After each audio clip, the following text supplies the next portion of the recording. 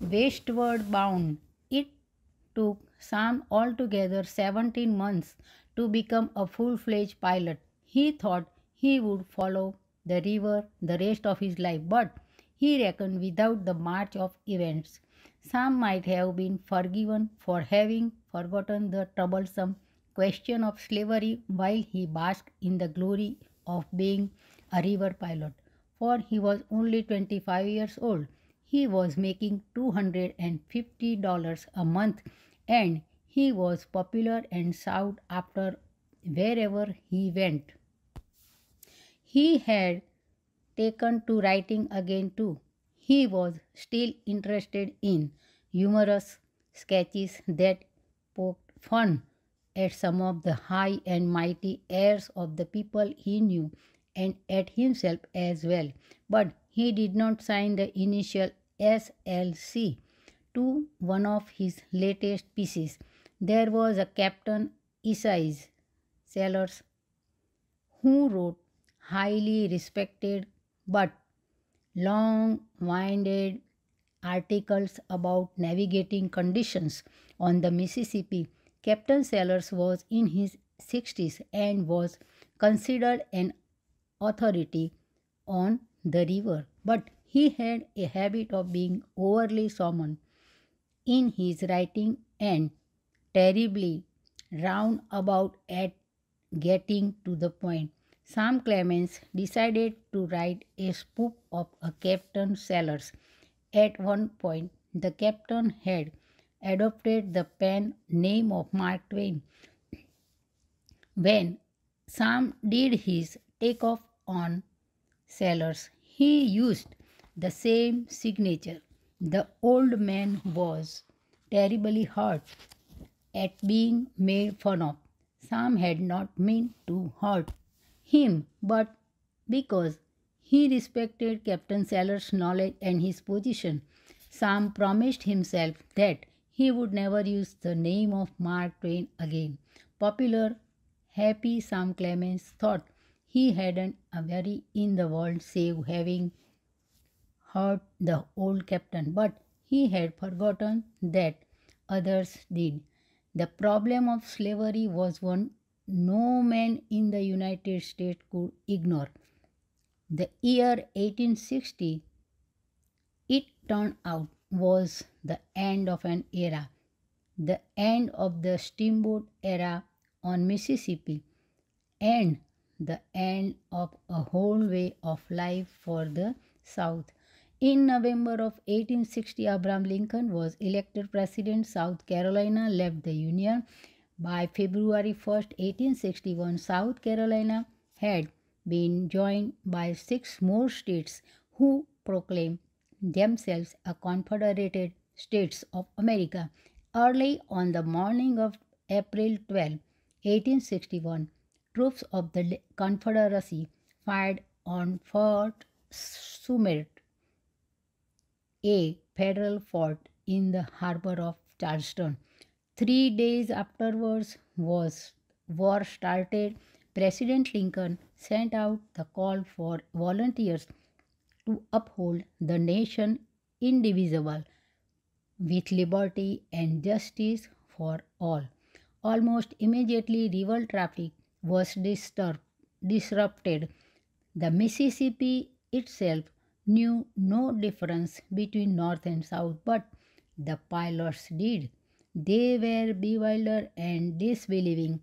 Many pilots deserted the river and joined the Federalists or the Confederates. Horace Bixby went with the Union forces as a pilot on the Mississippi River. Soon trouble began. Boats were fired on. Sam Clemens had been born in the South and he had been raised with people who regarded slavery as normal. He knew that slaves were frequently separated from their families and that they lived a hard life of toil.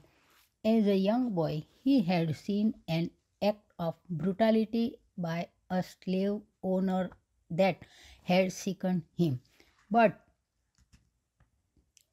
All around him, people had said that slavery was right. The Missouri newspapers he worked for often defended it, preachers defended it, and his friends defended it.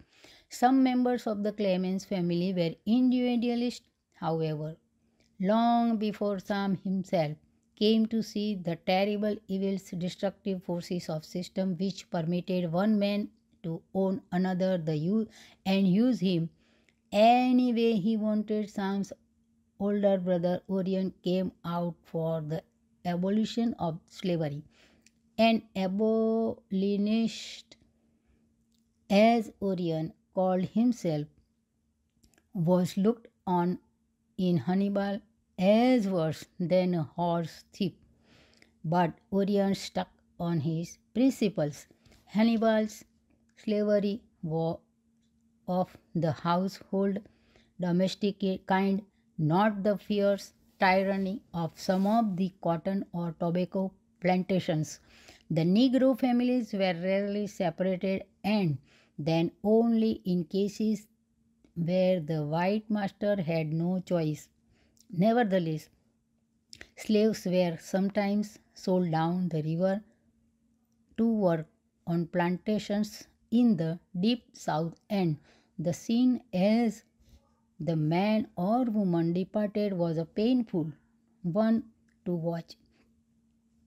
It was terrible for a husband or wife to know that he or she would be parted from the family. It was still worse to think that that family would never be reunited, that children often grew up without knowing their mother or father, and that husbands and wives were separated forever. All his life, Sam Clemens remembered a little colored boy, Sandy, who sang constantly, hour after hour, a steady droning. One day, Sam lost his temper and went to his mother, complaining that he could no longer bear Sandy's incessant singing. Jane Clemens looked at her son and said, "When he sings, it shows that he is not remembering, and that comforts me. But when he is still, I am afraid he is thinking, and I cannot bear it. He will never see his mother again.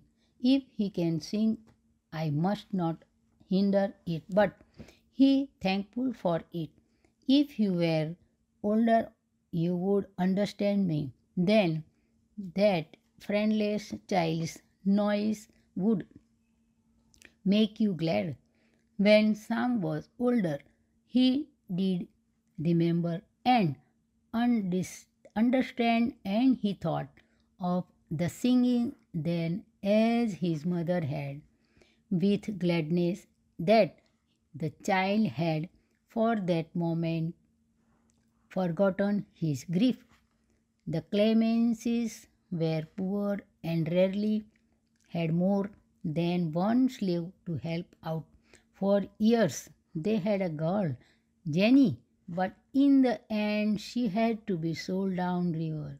The family's finances made the sale necessary, and the girl herself asked to be sold, thinking she would better her lot. But Sam was troubled by her departure.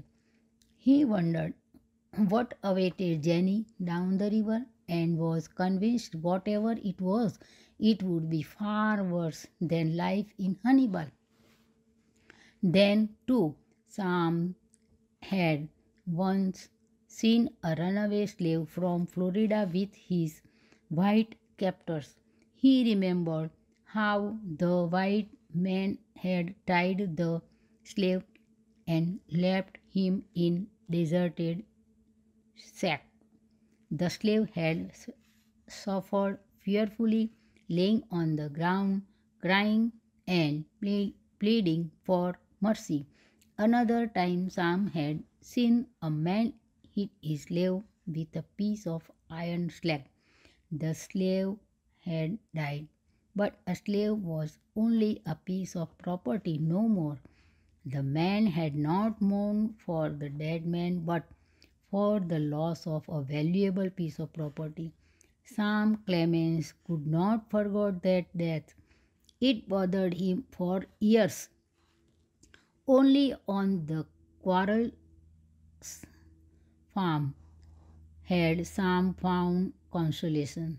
There, the color of man's skin seemed to have no real significance. True, Uncle John Quarles and Aunt Patsy owned slaves, but each one had some importance. Each seemed to be unique part of the household. But later in his life, when he was writing his autobiography, Sam realized that we were comrades and yet not comrades. Color and condition interposed a stalled line which both parties were conscious of the which and which rendered complete fusion impossible. He also remarked that in my schoolboy days I had no aversion to slavery. I was not aware that there was anything wrong about it. No one arranged it in my hearing. The local paper said nothing against it. The local pulpit taught us that the God approved it, that it was a holy thing, and that the doubter need only look in the Bible if he wished to settle his mind. In Hannibal, we seldom saw a slave misused on the quarrel farm.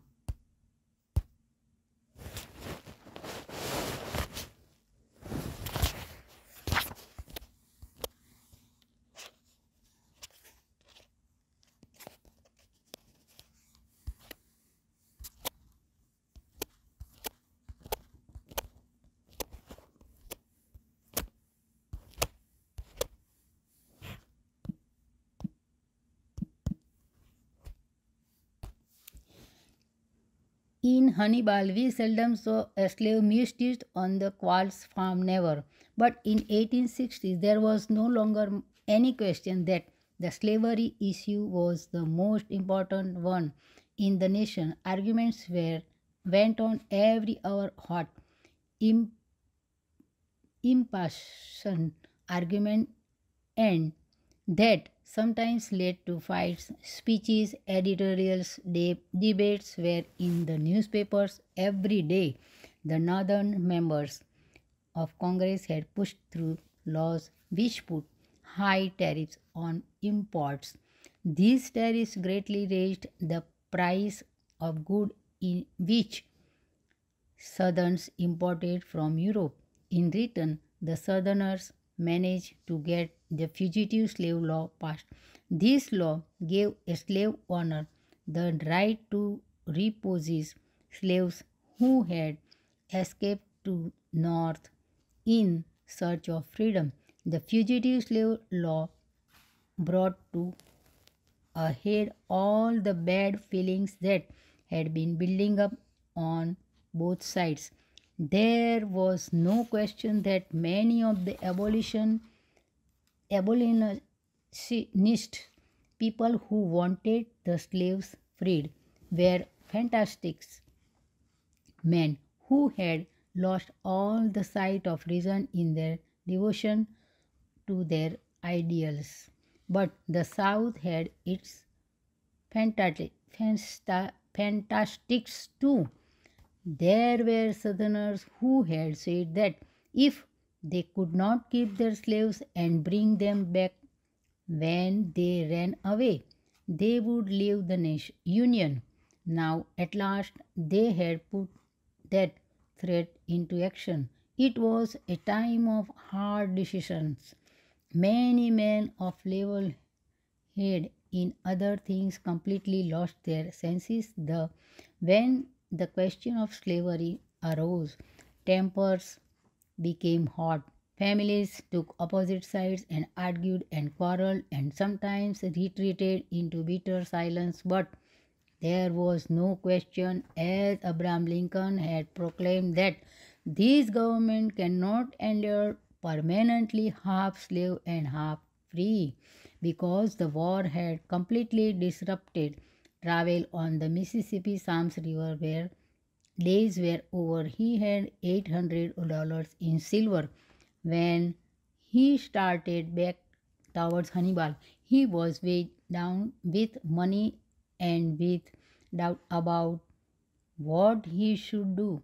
Finally, he decided to join a friend who had gotten together a group of militia to serve with the Confederacy.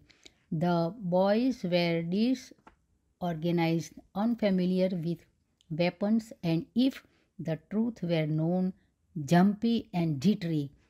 Some Sam soon recognized that he hadn't the stomach for serious fighting, but he stayed with the group until an incident occurred which determined him never again to point a gun at a man if he could possibly avoid it. The ragged little band of militia had been on one maneuver after another, afraid of an enemy which apparently had no interest in them. The boys thought that they saw Yankees in every tree and shrub, and they continually retreated before an army which did not exist. One night at a corn crib that was their headquarters, they were all as all asleep when they heard the sound of someone on horseback close by. Alarm! The cry went up that it was a young. Someone fired. Then there was another shot. In the end, 6 rounds were fired and the horseman fell dead. It was not a young soldier but some stranger. Sam Clemens had fired one of the shots, and he held himself personally responsible for the man's death. So far as he was concerned, this was the end of his fighting. The random killing of a stranger who had done neither Sam nor other boys any harm was as meaningless as anything could be. 3 weeks in the militia had been enough to teach Sam, the worst of all lessons of war.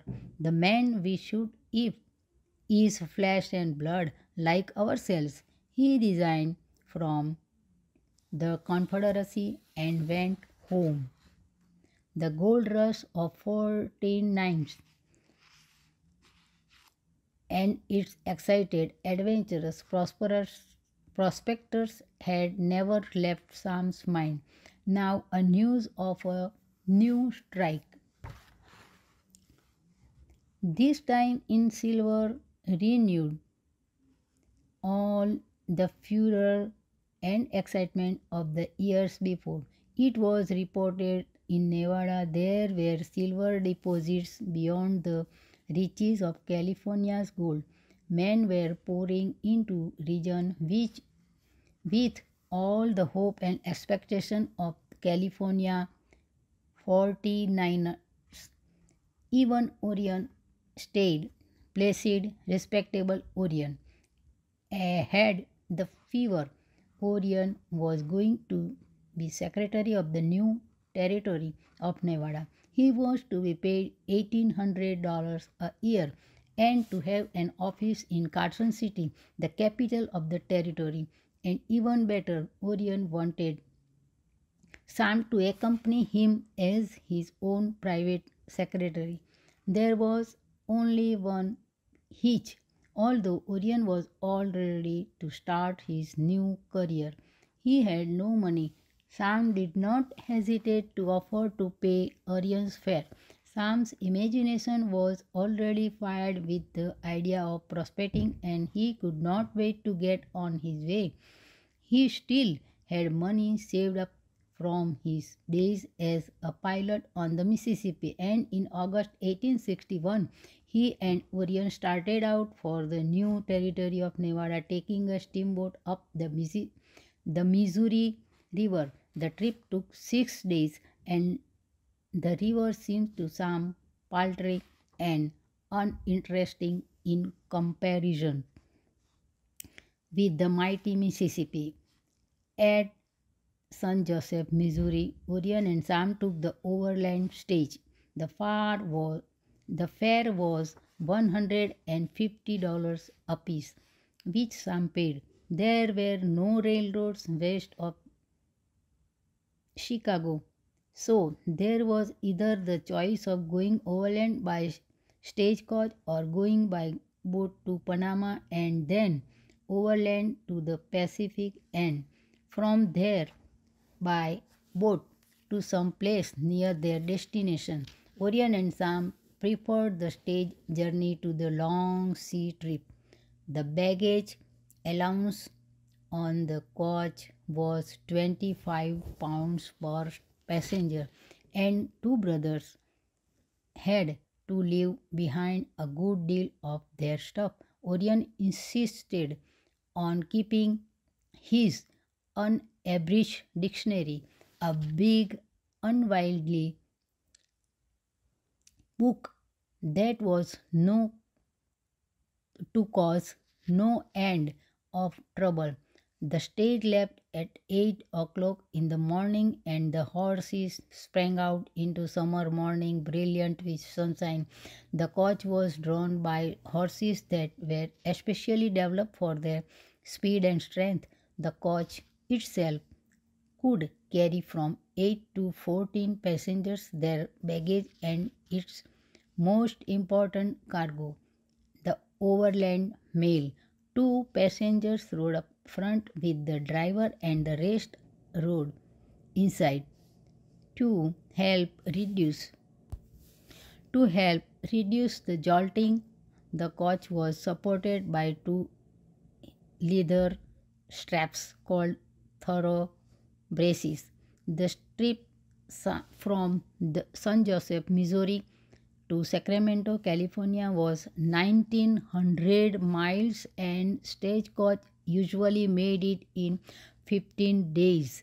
The mail contract said that the trip should be made in 18 or 19 days, which made allowance for bad storms, winter snows, and breakdowns. For each 200 head, 50 miles each 250 miles of territory, there was an agent, and his area was called a division. The agent bought provisions for men and horses, purchased mules, harnesses, and horses, and was in charge of the stagecoach stations. The agent was also supposed to maintain order and discipline, frequently his hardest job. There were 8 or 10 of these kings along the stagecoach route, and they were equal in arrogance and importance to the old river pilots. Next in rank, says Sam Clemens, came the division agent's conductor. His beak was the same length as the agent's 250 miles. He sat with the driver when necessary, rode that fearful distance night and day without other rest or sleep than what he could get perched thus on top of the flying vehicle. He had absolute charge of the mails, express matter, passengers, and stagecoach until he delivered them to the next conductor and got his receipt for them. In all, there were close to 18 conductors, more conductors than agents, because stages travel both ways, and there had to be conductor for each stage. After the conductor, in order of importance, came the driver. His hours were long and his time to sleep short. At regular intervals, the stage got a new driver, and theoretically, each driver had ample opportunity to rest up. But occasionally, a driver got sick or the coach ran into trouble, and so the old coach driver had to continue on for many extra hours. If the trail was smooth, the driver would sometimes snatch 20 or 30 minutes of sleep. Instinct told him to hold on when there was a sharp jolt or bump. Soon Orion and Sam were in Kansas, a land of rolling plains covered with corn fields, like a sea of tassels and spears running 100 miles away to the horizon. Their coach had 6 handsome horses, but there were only 3 passengers, the remainder of the coach being full of mail bags.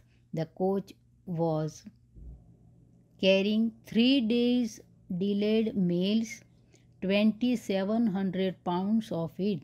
Horses were changed every 10 miles throughout the day, and the fresh horses kept up a fast speed.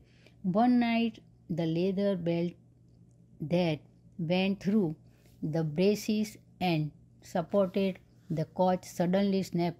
The exhausted passenger piled out and slept on the roadside until the brake was repaired. But when they got back in again, Sam found that the thoughtful coach driver had piled the mail between the seats. They had beds, real if somewhat lumpy beds that night. After the thorough brace broke, the driver abandoned some of the mail, but Orion still hung on to unbridged dictionary.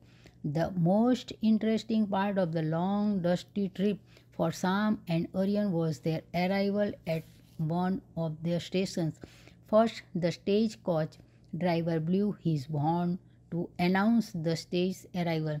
The horses seemed to sense that they were near water and rest, and the stagecoach leaped ahead and clattered to the door of the station house. There was shouts of welcome from inside and shouts of thanksgiving from the wearing passenger. But Sam soon learned that all attention was focused on the stagecoach driver. Like the river pilot, he was prince among men, envied and admired beyond all expectation. The station stops were all adobe, a cluster of low, sun-dried, mud-colored buildings and which made a picturesque silhouette again against the sky. The roofs were flat, made of thatch, and then sodded or covered with earth. Oh, often weeds sprang up from the mud-covered roofs of the station and the barn, the stable room for the horses, and the hut which served as an eating place for the passengers. Back of the eating room was a small partitioned cubicle with a couple of bunks for the station keeper and a visitor or two. There were no windows as such, only square holes to let in air and certainly big enough for all the bugs in the vicinity. A fireplace served for warmth and cooking. In a corner of a eating room stood a sack of flour, some tin coffee pots, a bag of salt, a usually a side of bacon. There was for washing, but the stage passengers were expected to carry their own soap and towels. The station men were rough characters, frequently outlaws from the eastern states. They dressed in coarse woven pantaloons patched with buckskin and with the ends of the pants stuffed into high boots. The boots had high heels and were armed with spurs. Most of the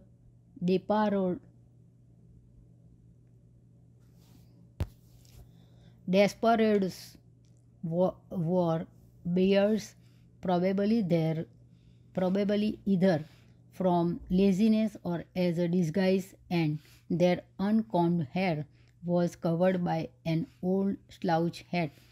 All the men carried revolvers and bowie knives, the latter tucked into the tops of their boots. A battered tin plate with a knife and fork and a tin cup were placed on greasy table for a passenger to eat from.